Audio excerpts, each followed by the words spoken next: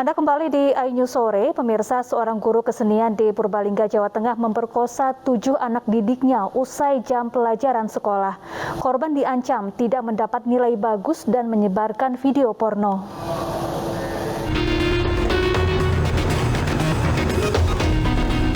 Tersangka AS 32 tahun, seorang guru kesenian di sebuah sekolah menengah pertama di Purbalingga, Jawa Tengah, yang seharusnya bisa menjadi contoh, justru berbuat sebaliknya.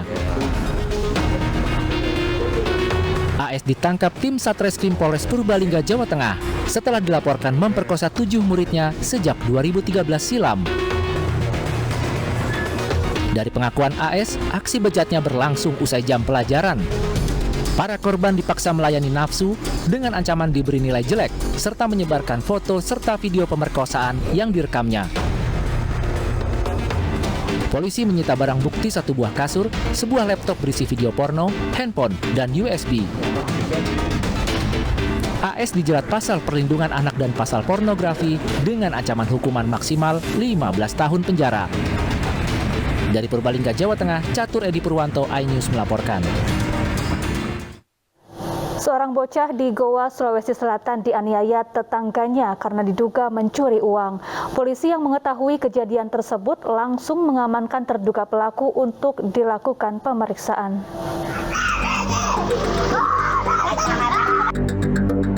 Viral di media sosial penganiayaan terhadap KA, bocah 11 tahun yang dilakukan oleh SR, seorang ibu rumah tangga di Desa Tanrara, Kecamatan Bontonopo Selatan, Kabupaten Goa, Sulawesi Selatan. Diketahui korban dianiaya hingga dibanting oleh terduga pelaku karena dituduh mencuri uang sebanyak Rp1.200.000.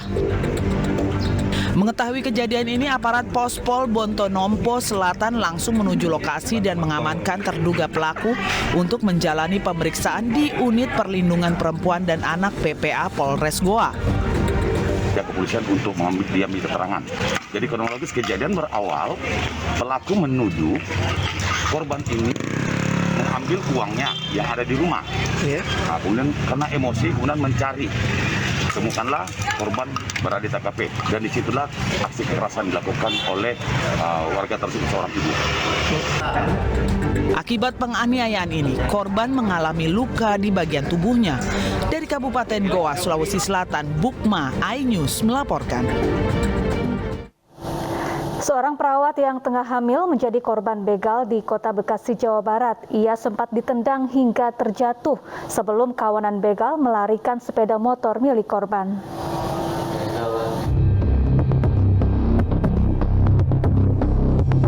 Inilah rekaman kamera CCTV detik-detik kawanan geng motor yang beraksi merampas motor seorang perawat yang tengah hamil. Peristiwa ini terjadi di Jalan WR Supratman, Mustika Jaya, Kota Bekasi, Jawa Barat. Korbannya mengendarai motor seorang diri, tiba-tiba dipepet dan diadang para pelaku. Salah seorang pelaku bahkan menendang dan mengancam korban dengan senjata tajam. Saat korban tak berdaya, para pelaku membawa kabur motor korban. Posisi dia duduk, minta tolong. Ya, setelah itu saya tanya mereka yang diambil apa, cuma kendaraan aja, Pak. Kendaraan aja? Iya. So, korban perempuan ya, Pak ya? Perempuan, iya. Katanya juga hamil, Pak? Iya, katanya kurang lebih 4 atau 5 bulan gitu, dibilang dia. Sendiri ya, Pak? Sendiri, Pak? Sendiri dia. Mau kemana, dari mana mau kemana, Pak? Dari rumah mau berangkat kerja ke Hermina. Aksi begal di kawasan ini kian kerap terjadi. Kondisi jalan yang sepi di malam hingga dini hari, serta minimnya patroli pengamanan, membuat para pelaku begal leluasa beraksi. Warga berharap polisi serius menangani kasus begal di kawasan ini. Dari Bekasi, Jawa Barat, Rahmat Hidayat, iNews melaporkan.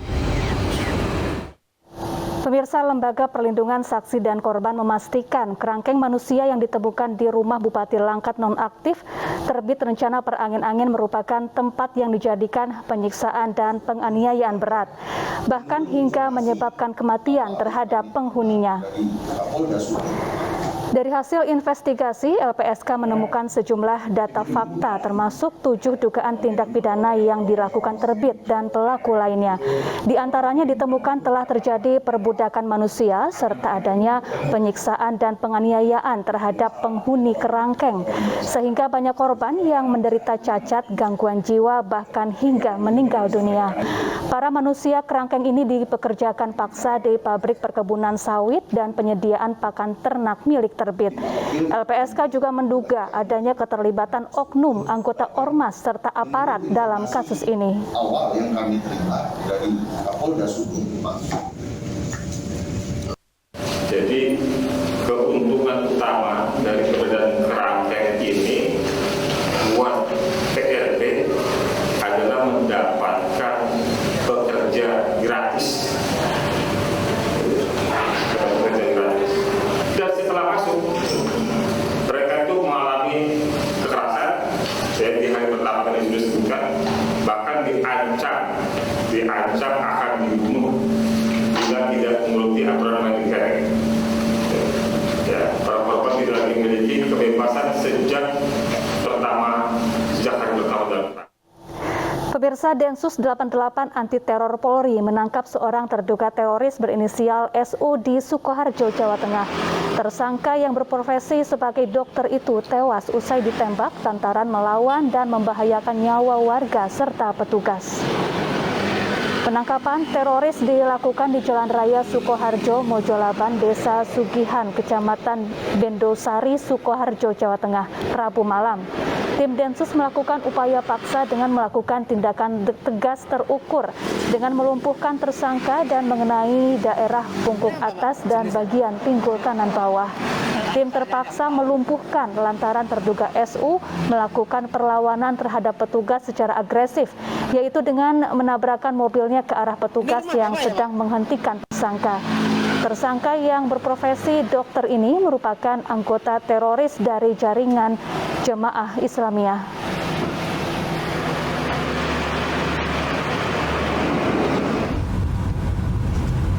Dikarenakan situasi yang dapat membahayakan jiwa petugas dan masyarakat, sehingga petugas melakukan upaya paksa dengan melakukan tindakan tegas terukur dengan melumpuhkan tersangka dan mengenai di daerah punggung atas dan bagian pinggul kanan bawah.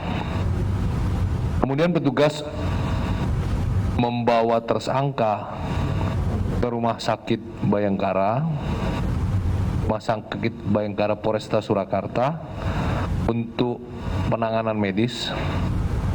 Namun yang bersangkutan meninggal dunia saat dievakuasi. Selain itu, 2 anggota yang terluka saat melakukan penangkapan terhadap tersangka SU saat ini sedang mendapatkan perawatan di Rumah Sakit Klinik Bayangkara. Aset 2 tersangka kasus investasi bodong berkedok trading binary option terus dikejar. Total ada 375 laporan transaksi investasi ilegal dengan total 8 triliun rupiah.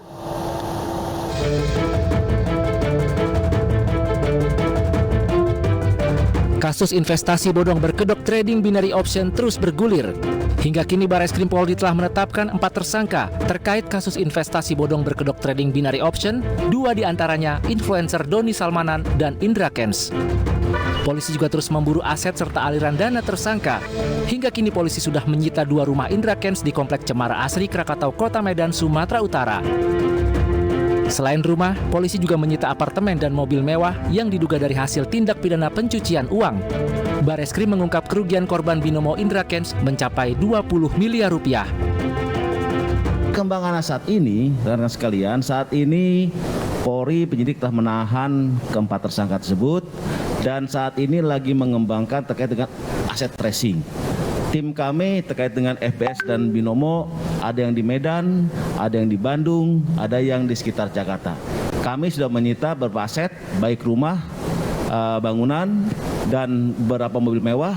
dan juga kami sudah memblokir beberapa rekening yang kita duga terkait dengan perkara disangkakan.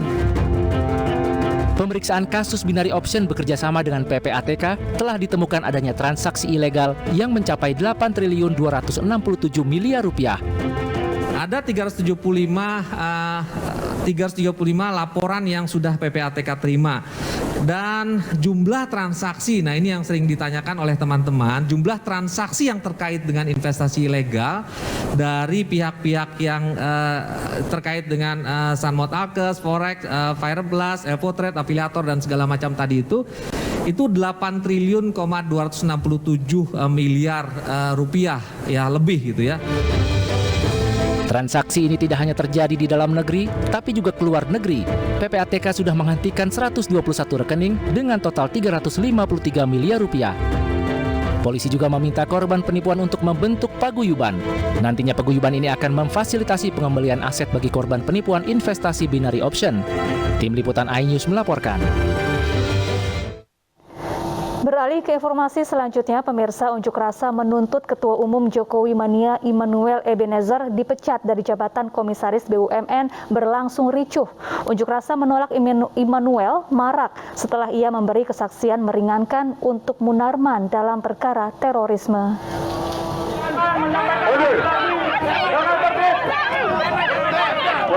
Mundur.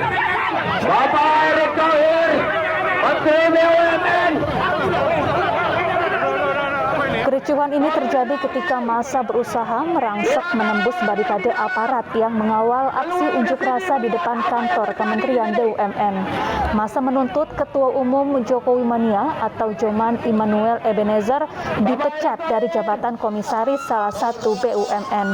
Tuntutan pemecatan ini menyusul aksi Immanuel memberikan kesaksian meringankan untuk terdakwa kasus terorisme Munarman. Massa menuntut Menteri BUMN Erick Thohir agar membersihkan BUMN dari unsur radikalisme dan terorisme.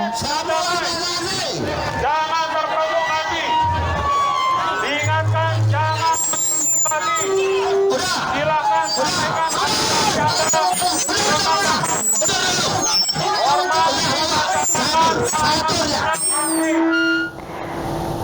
Kita ke informasi mancanegara, pemirsa. Rusia mengumumkan gencatan senjata kemanusiaan di Ukraina.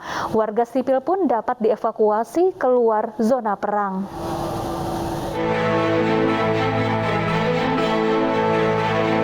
Rusia mengumumkan gencatan senjata kemanusiaan di Ukraina Rabu pagi. Langkah ini memungkinkan warga sipil untuk dapat dievakuasi keluar zona perang. Gencatan senjata dimulai pada 10 pagi waktu setempat. Kementerian Pertahanan Rusia yang bertanggung jawab atas operasi kemanusiaan di Ukraina mengatakan Federasi Rusia mendeklarasikan rezim diam dan siap menyediakan koridor kemanusiaan. Rusia juga mengusulkan untuk menyetujui rute dan waktu mulai koridor kemanusiaan dengan Ukraina sebelum pukul 3 dini hari waktu setempat. В целях безопасной эвакуации мирных граждан из населенных пунктов сегодня с 10 часов московского времени вводится режим тишины и открываются гуманитарные коридоры из Киева, Чернигова, Сум, Харькова и Мариуполя. Pekan lalu upaya gencatan senjata demi kemanusiaan juga sempat terjadi setelah Rusia dan Ukraina menggelar pertemuan di perbatasan Belarusia. Sayangnya hanya beberapa jam setelah kesepakatan, keduanya melanggar gencatan senjata. 9 warga negara Indonesia masih terjebak di kota Chernihiv, Ukraina. Meski aman, namun mereka tetap diliputi ketakutan. Pas dia begini, pangkas. Ini kan ada siap-siap mau pulang, ini Aris, Sebanyak 9 warga negara Indonesia masih terjebak di kota Chernihiv, Ukraina. Mudah-mudahan ada jalannya, supaya bisa pulang. Sebenarnya tidur. Para WNI yang bekerja di pabrik plastik ini berlindung dari serangan di sebuah rumah dengan segala keterbatasannya. Serangan ini kira-kira ada 500 meter dari kami bersembunyi di bawah tanah. Lari, weh! Itu udah ngebom!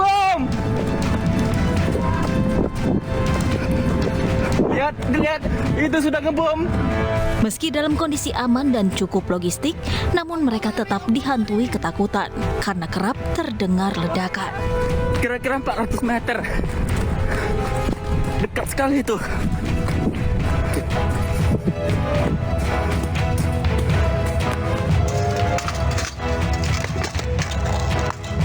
Sesekali mereka pun memantau keadaan sekitar untuk mewaspadai adanya serangan tentara Rusia.